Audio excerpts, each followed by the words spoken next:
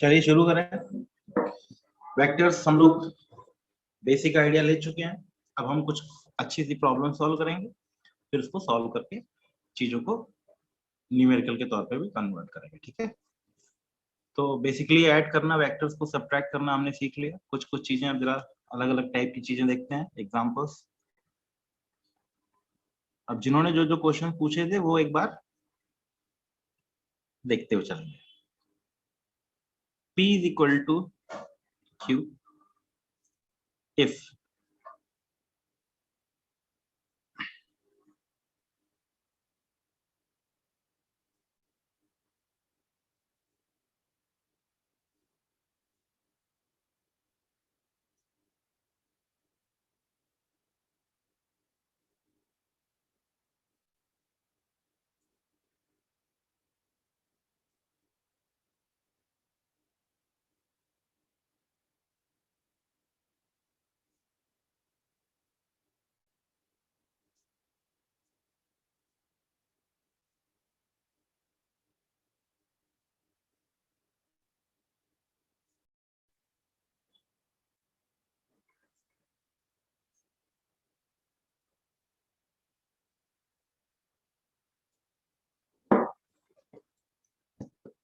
मुश्किल नहीं है। X square plus x square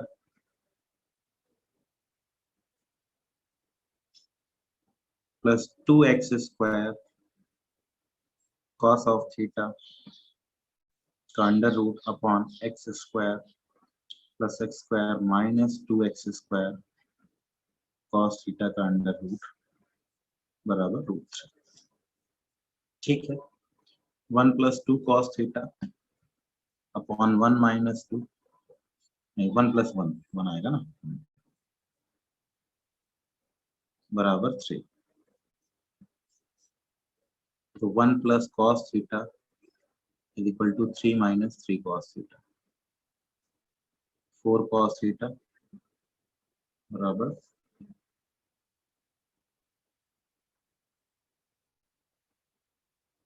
उल्टा लिख दिया मैंने, ओ सॉरी 1/3 करिए, 1/3 उल्टा लिख दिया मैंने, कोई नहीं। 3 प्लस 3 कॉस थीटा बराबर 1 minus cos theta. Cos theta की वैल्यू -1/2, तो थीटा की वैल्यू 120 डिग्री। ठीक है, देख लीजिए, ये हमने डिस्कशन किया था, हमें आइडिया भी है इस चीज का। डन।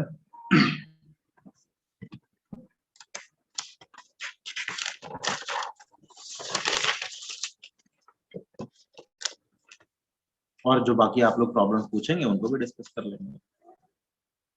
ऐसे बहुत सारे बन सकते हैं, अब थोड़ा अलग अलग टाइप के। रिलेटिव वेलोसिटी क्वेश्चन आएगा, तो इसलिए अभी हम लोग पढ़ेंगे वैसे ही कायदे से हम लोग वहां पढ़ेंगे, ये बोलते काइनेमेटिक्स में, लेकिन फिर भी relative velocity of A with respect to b is defined as velocity of AB, that is velocity of A minus velocity of A. Velocity of A with respect to velocity of B is nothing but velocity of A minus velocity of B, vector के तरीके से बताना है।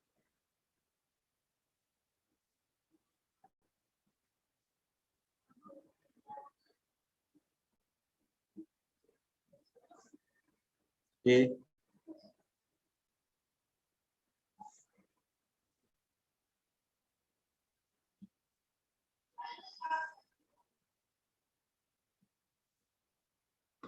90 degree पे दोनों की velocity v। Find velocity of A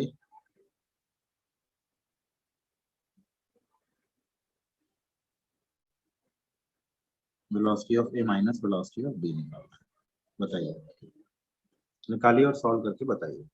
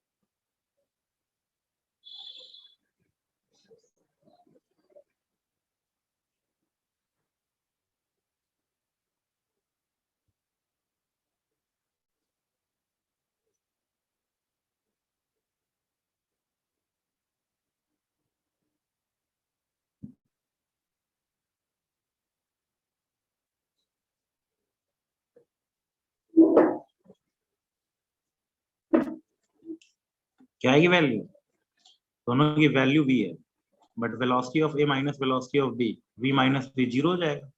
जी नहीं, v minus v zero नहीं होगा क्योंकि दोनों के वेक्टर की डायरेक्शन अलग है। वेलोसिटी ऑफ, हाँ, रूट टू v बराबर सही है, v a minus v b, root two v correct Ranjan.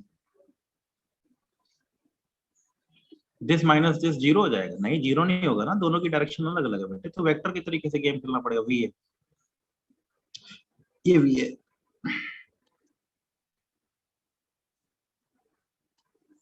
v भी इधर आता, माइनस v भी इधर आएगा।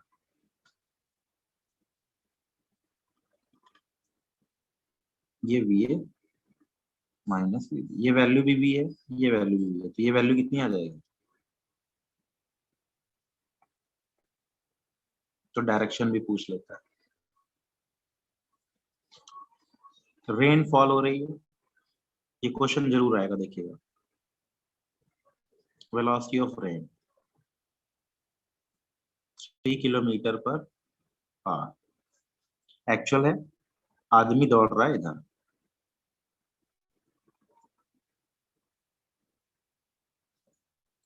Find velocity of rain with respect to man and its, पूरा डिटेलिंग करेंगे काइनेमेटिक्स में, लेकिन ये क्वेश्चन आ जाएगा रिलेटिव वेलोसिटी, तो घबराना नहीं। Find velocity of rain with respect to man and its direction from vertical. Velocity of rain minus velocity of man, vector के तरीके से होगा, नहीं ये नहीं कि 3 - 4 1 हो -1 हो गया, नहीं नहीं, velocity of A minus velocity of B vector के तरीके से ऐड होगा। फिगर हमेशा ऐसे बनाना चाहिए, नीचे की तरफ। इसको इनिशियल पॉइंट ले लो, अब वेलोसिटी ऑफ रेन और वेलोसिटी ऑफ मैन करके सॉल्व करो, बताइए कितना आएगा। मुझे लगता नहीं कोई दिक्कत आने वाली है, दिमाग से करेंगे तो हो जाएगा।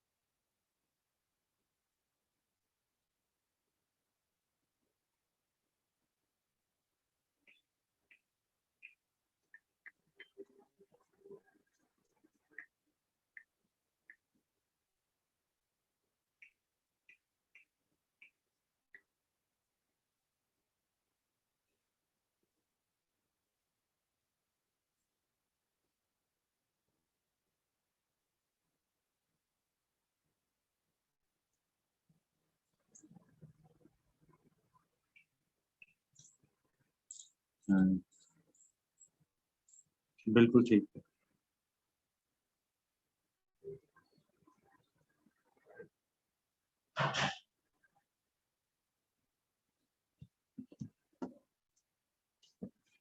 वेलोसिटी ऑफ रेन ड्रॉ करेंगे पहले, बिल्कुल ठीक है। वेलोसिटी ऑफ रेन की वैल्यू कितनी है, थ्री, प्लस वीएम की बजाय माइनस वीएम, माइनस वीएम, कहाँ से कहाँ पहुंच गए, velocity of rain minus velocity of man, ये होती है velocity of rain with respect to man is equal to velocity of rain minus velocity of man. सबका फॉर्मूला याद रखिएगा, ऐसे क्वेश्चन आएंगे, ध्यान रखिएगा। ये वैल्यू 3 है, ये वैल्यू 4 है, तो ये वैल्यू आ गई 5, ये एंगल हो गया 53 डिग्री। ये नहीं कि माइनस साइन है, ये माइनस वीएम वेक्टर है, ठीक है। इस पर डिटेल और टफ क्वेश्चन वगैरह हम लोग उसमें करेंगे।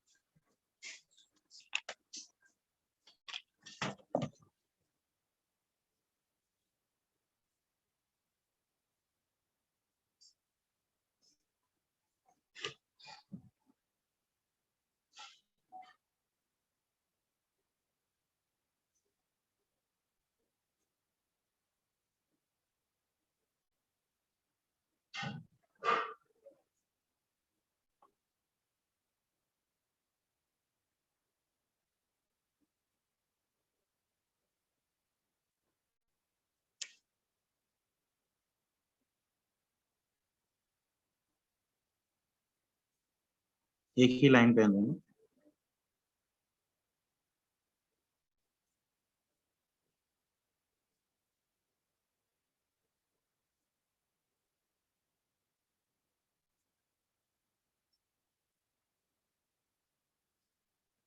रिलेटिव वेलोसिटी बतानी है। अब यहाँ सॉल्व नहीं होगा ये, नहीं होगा सॉल्व, बिल्कुल सॉल्व होगा दिमाग से। अब यहाँ पर 45 53 डिग्री का एंगल ड्रॉ करने में बड़ी झंझट है, तो इस वाले क्वेश्चन को कैसे सॉल्व करना चाहिए आपके हिसाब से? क्यों, क्या कहते हैं, कौन सा मेथड लगाना पड़ेगा?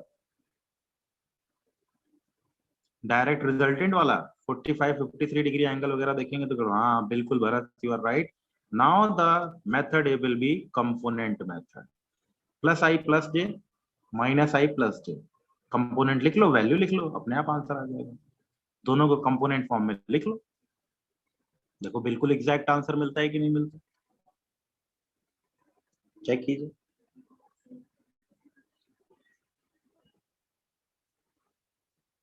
क्या हमको एग्जैक्ट आंसर मिल रहा है? 5 आ रहा है, किस तरफ, डायरेक्शन भी तो होगी ना, उसका नाम भी तो लिखना पड़ेगा बेटे, आई कैप जे कैप, या वैल्यू बतानी पड़ेगी इस तरफ है। वेक्टर्स को कभी डायरेक्ट हैंडल नहीं करेंगे।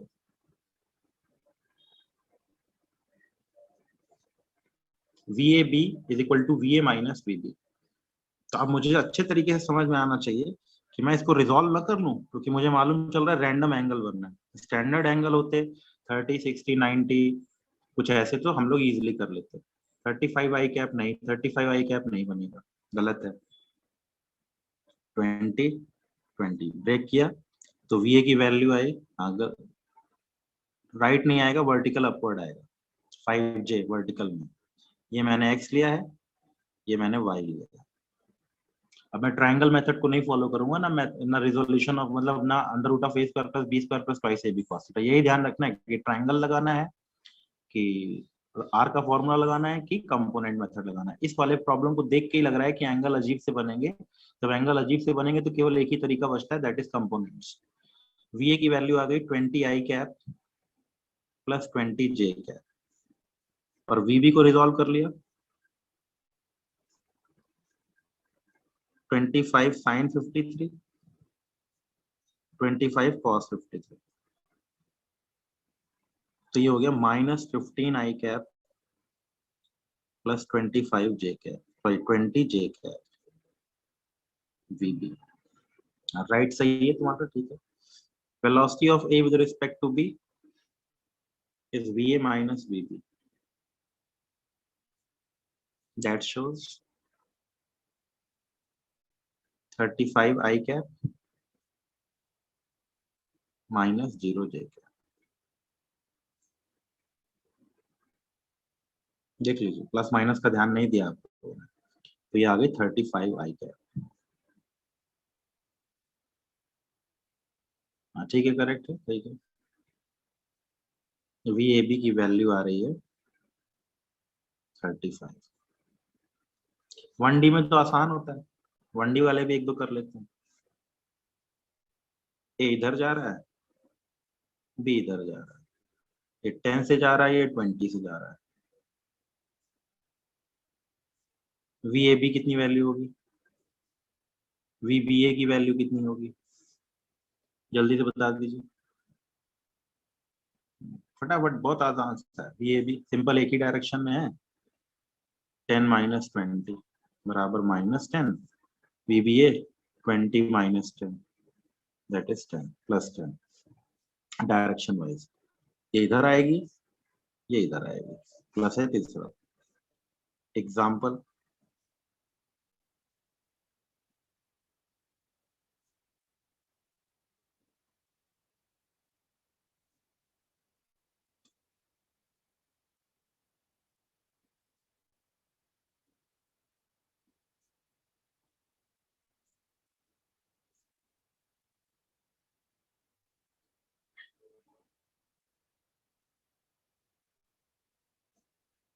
एरो भी दिखा रहा हूँ मैं।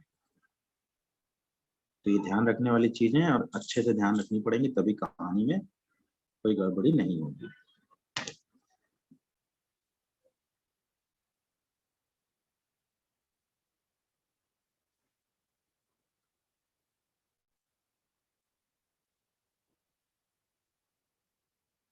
ठीक है, relative velocity, river, man, rain, man, ये वो पूछे तो डरो मत, रिलेटिव वेलोसिटी निकालनी वेक्टर की तरीके से। अब आई बात रिजल्टेंट वेलोसिटी। क्वेश्चन इन्हीं के नाम से आएगा, ध्यान रखिएगा।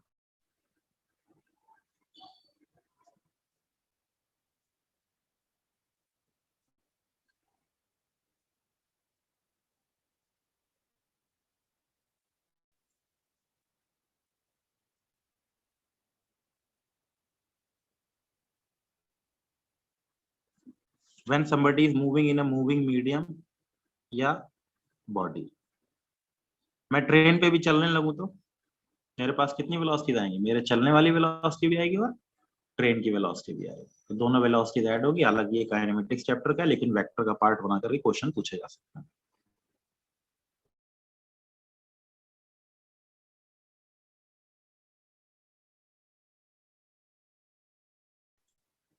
ट्रेन, एक आदमी इसके परपेंडिकुलर चलना शुरू करता है,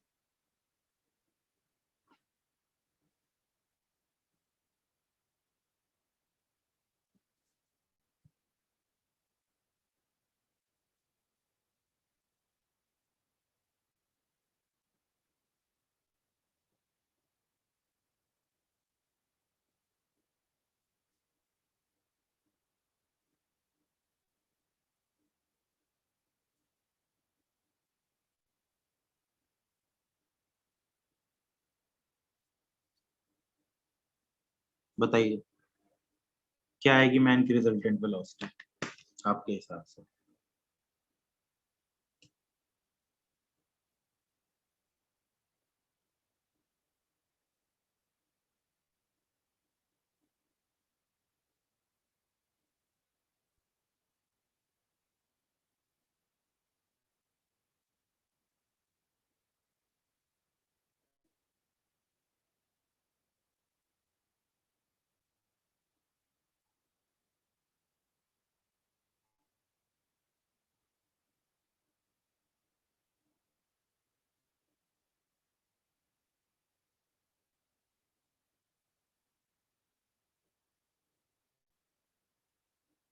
गुड गुड, वेरी गुड। अब जोड़नी है वेलोसिटी, यानी v रिजल्टेंट हो जाएगी v man plus v medium, resultant velocity. अब रिलेटिव नहीं है, रिजल्टेंट मतलब दोनों की वेलोसिटी ऐड हो जाएगी। जब मैं किसी चीज में चलूंगा तो मुझ पे उस चीज की वेलोसिटी ऐड हो जाएगी। वी मैन, ग्राउंड भी बोलते हैं, बराबर वी मैन ट्रेन के रिस्पेक्ट में प्लस वी ट्रेन ग्राउंड के रिस्पेक्ट में। तो v इज इक्वल टू आ गया 15 प्लस 20, 25। डायरेक्शन में मिल गया।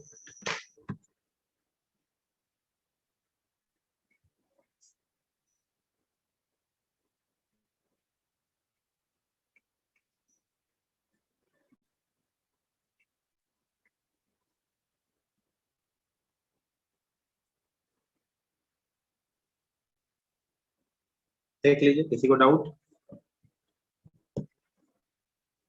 हवा में चलने लगी कोई बॉल, रिवर में चलने लगे,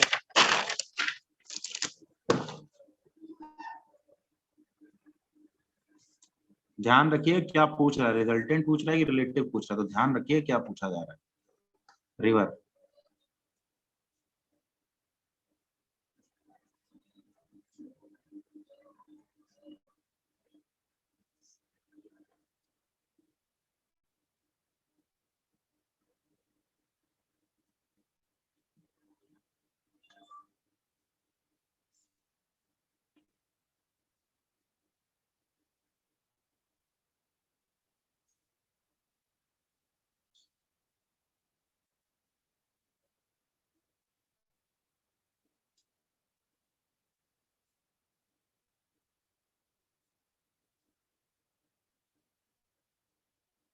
अगर आदमी दूसरे शोर पे कहाँ पहुंचेगा, तो इसके लिए जिधर जाएगा, जिधर इसकी रिजल्टेंट वेलोसिटी बनेगी उसी के हिसाब से ये दूरी आपको बता देंगे। आपको एक्स पूछ रहा है इनडायरेक्टली, तो मुद्दे की बात ये है कि डायरेक्शन पता होनी चाहिए। डायरेक्शन पता तो काम बन जाएगा, नहीं पता तो भाई काम नहीं बनेगा। देखिए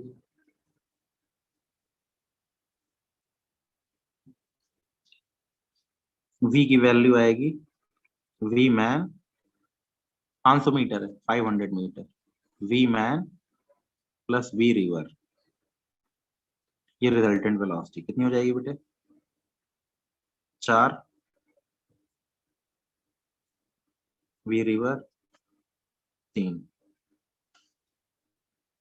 4, तो ये वैल्यू कितनी आ जाएगी? v बराबर 5। ये एंगल कितना हो जाएगा? ये तो वेलोसिटी मिल गई, ये कितनी हो गई एंगल? इस एंगल इज 37 डिग्री। ठीक है, तो इस ट्राइंगल में भी ये एंगल कितना हो गया? 37 डिग्री। तो x by 500 is equal to tan 37। कल मुझसे वो पूछ रहे थे भाई, कौन, याशिका बेटा पूछ रहे थे ना, ये एंगल ये कैसे हो गया? बेटा ये स्टैंडर्ड है, इनको याद रखिए। 37, 53, ये 3, 4, 5 का ट्राइंगल होता है, अब इससे वैल्यू निकाल लो। ठीक है, याशिका कल पूछ रही थी बेटा 3, 4, 5 का ट्राइंगल दे रखा है, 53, 37 डिग्री एंगल होता है, इसको ध्यान रखना। x by 500 is equal to tan 37, that equals to 3 by 4। तो x is equal to 500 into 3 by 4, value निकाल लीजिए 375 मीटर। ये नहीं पूछेगा आपसे, रिलेटिव वेलोसिटी पूछ लेगा मैक्सिमम, अभी फिलहाल के लिए, बाद में पूछता है क्या वैल्यू आई कैसे आई, वो सेकेंडरी चीज है।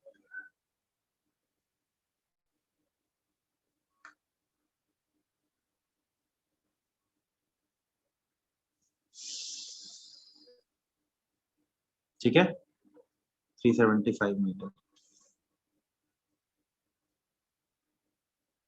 चलो एक और कर लेते हैं। नेट फोर्स वाले तो कल कर ही लिए थे, रिजल्टेंट फोर्स वाले तो ये बेसिकली दो वेलोसिटीज को ऐड करने वाला रिजल्टेंट वेलोसिटी पूछे, कर लो। चलो रिवरमैन की एक और प्रॉब्लम करते हैं।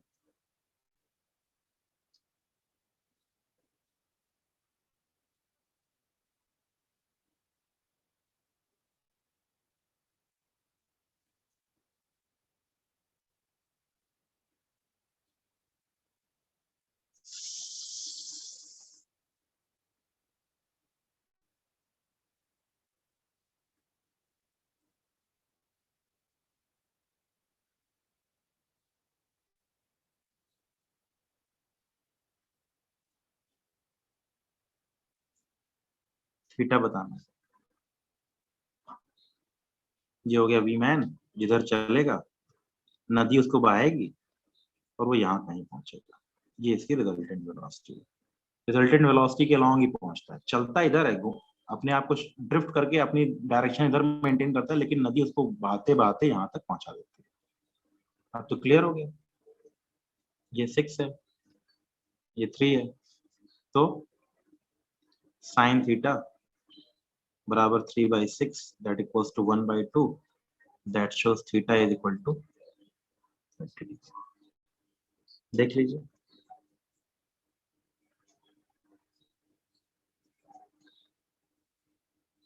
किसी को कोई डाउट तो पूछ लीजिए, ठीक है ना?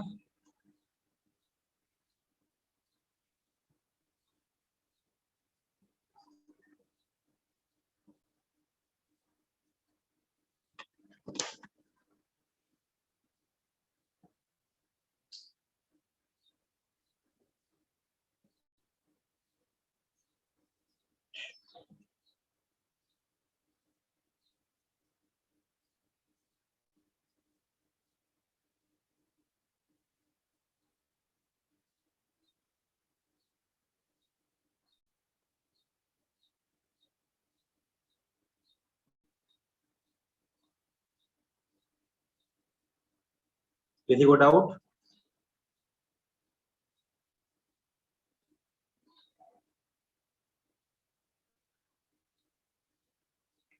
डन। तो ऐसे हम लोग कई वेक्टर्स को ऐड कर सकते हैं। हमने कई तरीके सीख लिए, हमारे पास कई अप्रोचेस आ गए, हर तरीके के तरीके सीख लिए, कंपोनेंट मेथड लगा दिया, दिस मेथड दैट मेथड, सारी की सारी चीजें अपन डिस्कशन कर देंगे।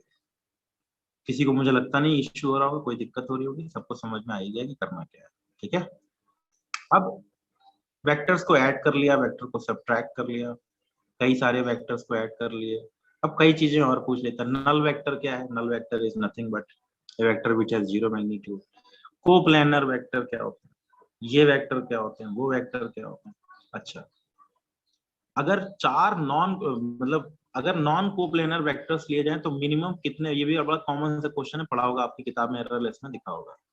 अगर नॉन कोप्लेनर वेक्टर्स लिए जाएं जो एक प्लेन में लाई ना करें, तो कम से कम कितने वेक्टर्स का सम रिजल्टेंट जीरो हो जाएगा? अगर वो नॉन कोप्लेनर है तो एक प्लेन मेंटेन नहीं कर रहे हैं, तो कम से कम कितने वेक्टर्स होंगे जिसका रिजल्टेंट जीरो हो जाए? दो? नहीं नहीं, तीन नहीं। नॉन कोप्लेनर मतलब तीन वेक्टर होंगे ना तो कोप्लेनर ही बनाएंगे, एक प्लेन ही बनाएंगे बेटे।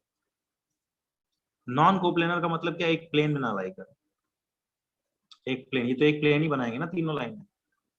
दो भी नहीं हो सकता, दो भी मिलकर के ये दो, तो मतलब ये हो गया जाना आना, ये तो वन लाइन के हो गई, कोप्लेनर ही हो गए।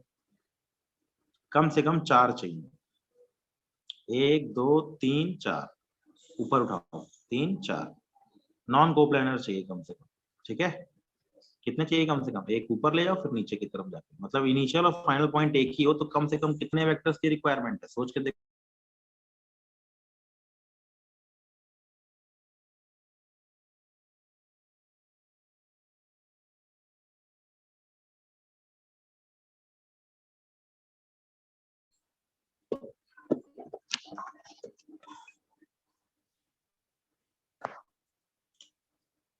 ठीक है, तो एक दो क्वेश्चन और भी पूछे थे किसी ने, पी प्लस क्यू करके कुछ ऐसा था। पूछ लो एक बार भाई। तो वीडियो खींच के भेजा था किसी ऑनलाइन यूट्यूब का, पता नहीं किसने पूछा था।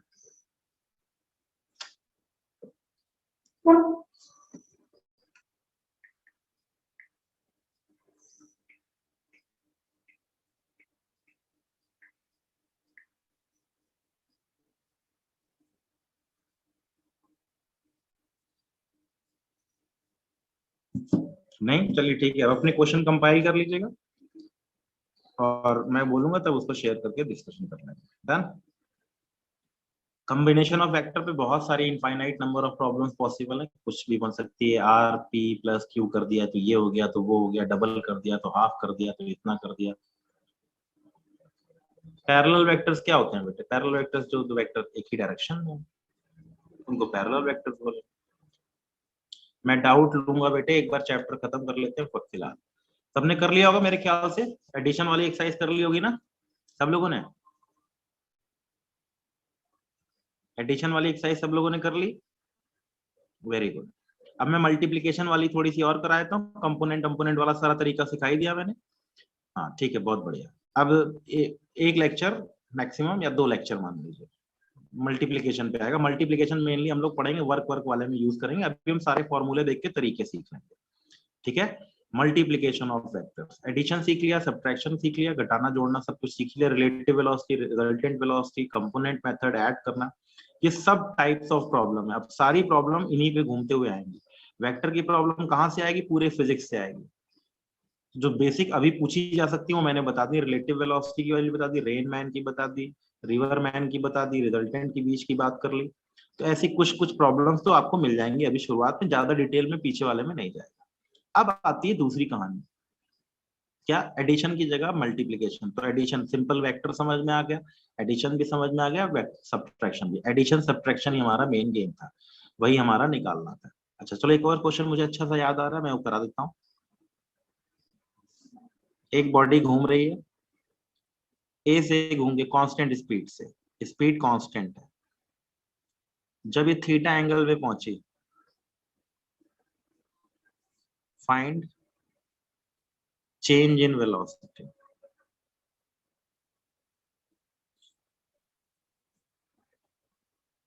When it rotated by angle theta. v constant का मतलब क्या कांस्टेंट है? स्पीड कांस्टेंट है, बट वेलोसिटी कांस्टेंट नहीं है। स्पीड कांस्टेंट होने का मतलब वेलोसिटी कांस्टेंट नहीं होता। क्यों नहीं होता बच्चों? क्योंकि वेलोसिटी का मतलब होता है स्पीड विद डायरेक्शन। यहाँ डायरेक्शन लगातार बदल रही है। ए से बी पॉइंट तक वो पहुंचता है, तो मुझे चेंज इन वेलोसिटी बतानी है। निकालिए और बताइए, देखिए क्या बताते हैं। सभी लोग निकालो और बताओ मुझे। कैलकुलेट करो और बताओ क्या आएगी वैल्यू।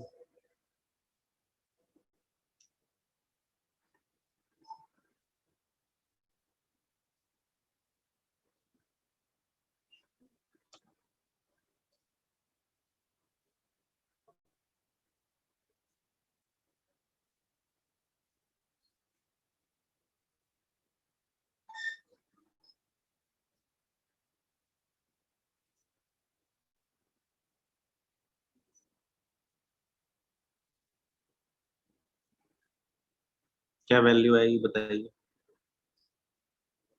चेंज इन वेलोसिटी,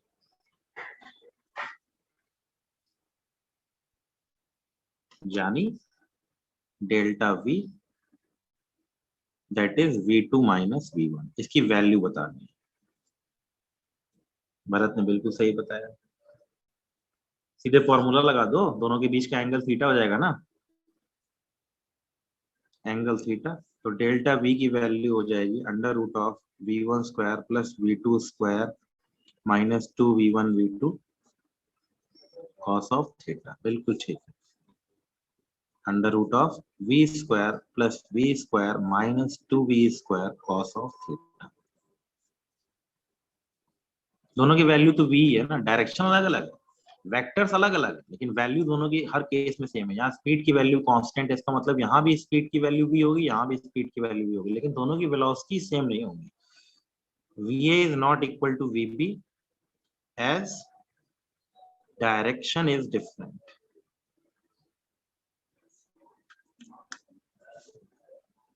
तो 2v square minus 2v square common ले लिया, तो 2v square under root 1 minus cos theta, 1 minus 2 sine, इसको लिख दिया 2v square 1 minus 2 sine square theta by 2।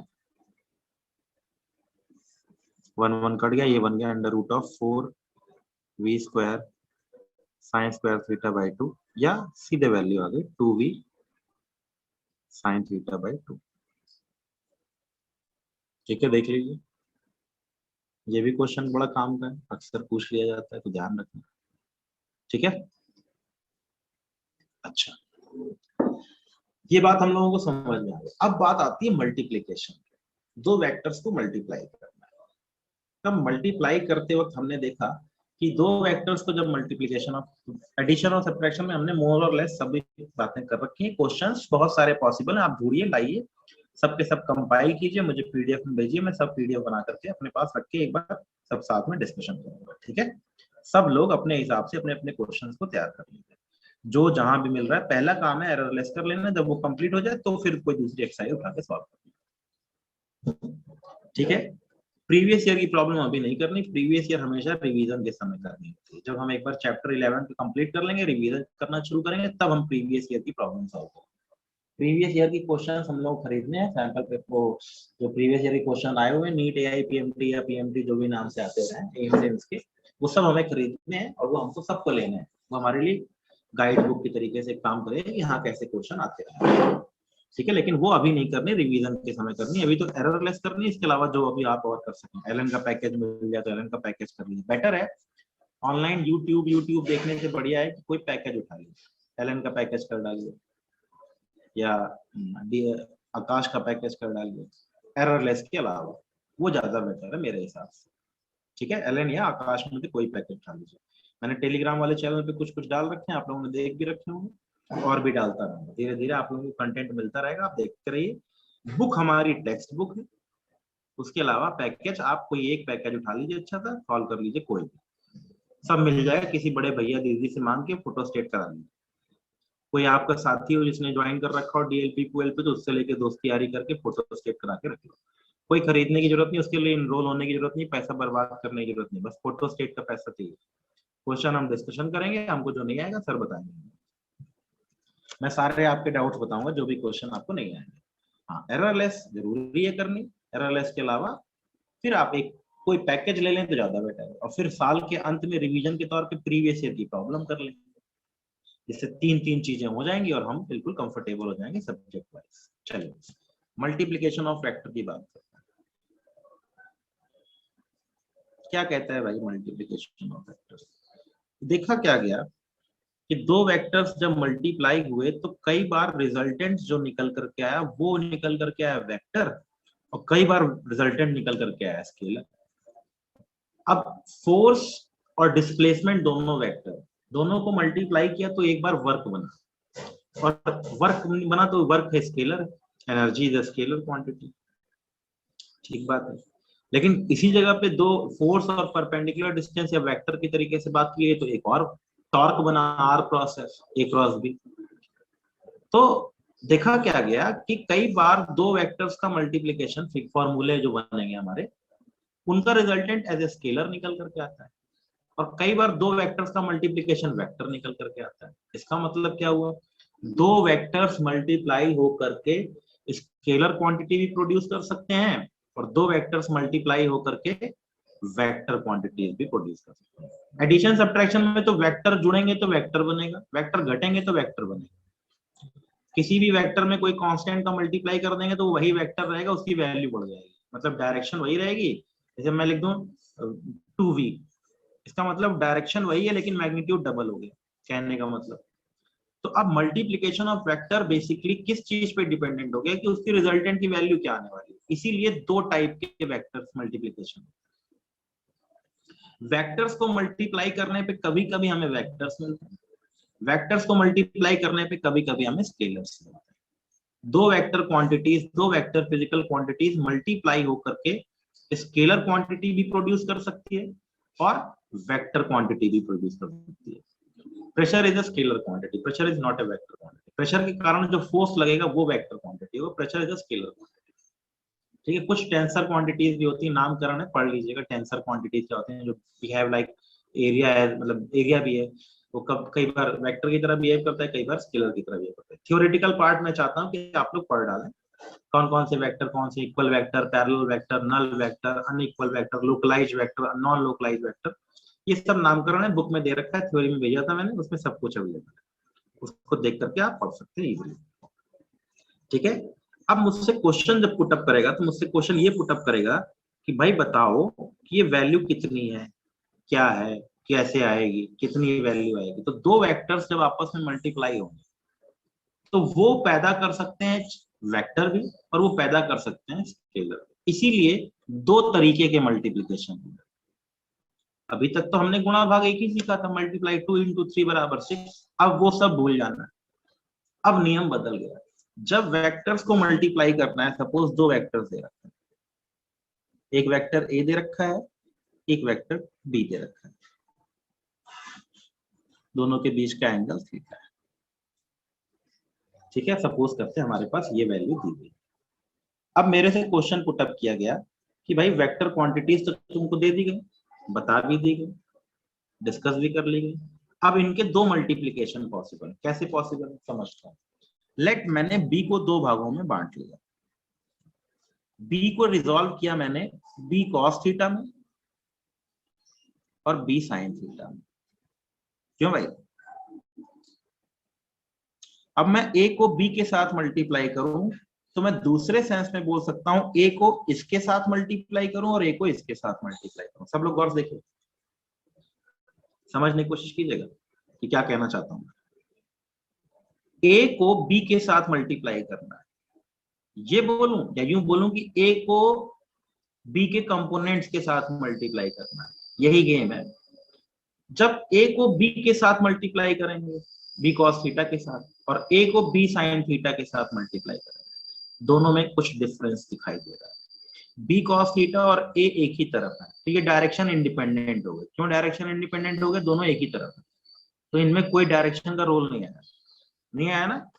ए और बी कॉस थीटा जब आपस में मल्टीप्लाई होंगे तो हमको वैल्यू दे देंगे स्केलर, क्योंकि इसमें डायरेक्शन का कोई रोल प्ले नहीं करेगा। चलो अच्छी बात है, सर ने तो ये समझा दिया मुझे। लेकिन उसी जगह अगर दूसरी बात कर ली जाए, दूसरी बात क्या की जाए कि वेक्टर्स ए और बी साइन थीटा आपस में मल्टीप्लाई हो, तो इसमें डायरेक्शन का रोल आएगा। तो यही बेसिक गेम है कि दो वेक्टर्स मल्टीप्लाई होते वक्त दो तरीकों से मल्टीप्लाई होते हैं। Two types of multiplication.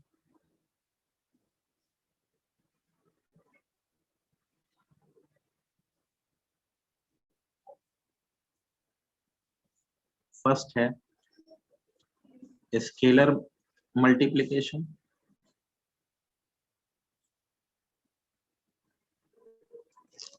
या डॉट प्रोडक्ट, या ए डॉट बी से रिप्रेजेंट किया गया। इसमें रिजल्टेंट स्केलर बनता है, is equal to A B cos theta, केवल वैल्यू।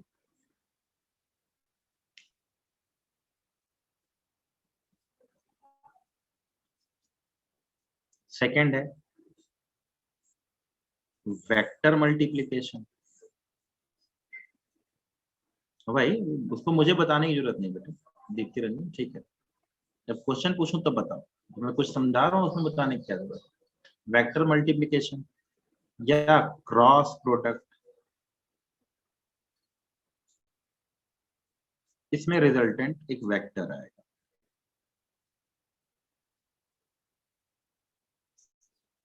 जिसकी रिप्रेजेंट करने का तरीका ए क्रॉस बी बोलूं या वेक्टर प्रोडक्ट ऑफ ए और बी। ये वैल्यू बनेगी ए बी साइन थीटा और एन कैप। हम इसके बारे में बात अभी करेंगे। एन कैप यूनिट वेक्टर है along A cap B cap. अभी हम बात इनके बारे में डिटेल में करेंगे। यूनिट वेक्टर अलोंग ए क्रॉस बी।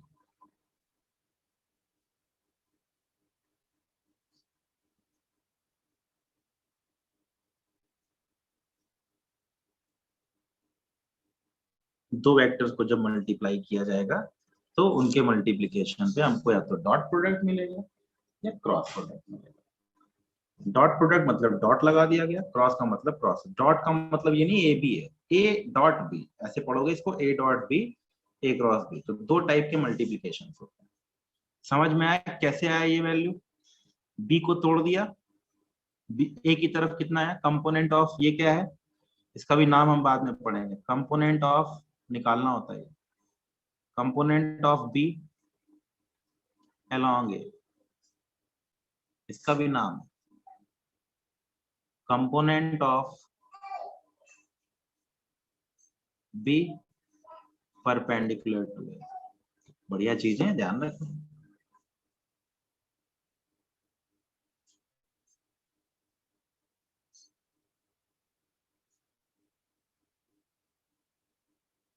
ठीक है, देख लीजिए, किसी को कोई डाउट? तो ये दो फॉर्मूले बनेंगे, इन्हीं दोनों के ऊपर हम लोगों को डिस्कशन करना है। कैसे है A dot B, A cross B क्या है, वैल्यूज क्या है, कैसे निकलेंगे, कल इनके ऊपर पूरा का पूरा डिस्कशन करेंगे। आज का आपका होमवर्क है, आपके अगर बचे हुए क्वेश्चन है उनको कंप्लीट कर लीजिए, नहीं तो पूरा का पूरा मल्टीप्लीकेशन पढ़ना है। मोस्ट प्रोबेबली कल हो जाएगा, नहीं हुआ तो परसों हो जाएगा। कल बुधवार है, कल मोस्ट प्रोबेबली खत्म हो जाएगा। फिर हमारे पास 2 3 6 क्लासेस बचेंगी डाउट्स के लिए। डाउट्स के लिए ज्यादा टाइम लगेगा नहीं, एक लेक्चर, 2 लेक्चर या 3 लेक्चर्स। तब तक अपने अपने क्वेश्चन पहले एररलेस कंप्लीट कर लीजिए, फिर जब वो बचेगी तब हम उसके आगे डिस्कशन करते जाएंगे। ठीक है, कल हम बात करेंगे प्रोडक्ट्स की, आज मैं इसको डिटेल नहीं करता हूँ। Vertical component, vertical component, horizontal component कैसे, बहुत सिंपल है याशिका, बहुत कंफ्यूज हो जाते हो। ये है फोर्स, तो वर्टिकल कौन सी डायरेक्शन है, ये है वर्टिकल डाउनवर्ड, ये है वर्टिकल अपवर्ड, ये है हॉरिजॉन्टल, हॉरिजॉन्टल। अब इसको दो भागों में तोड़ देना है।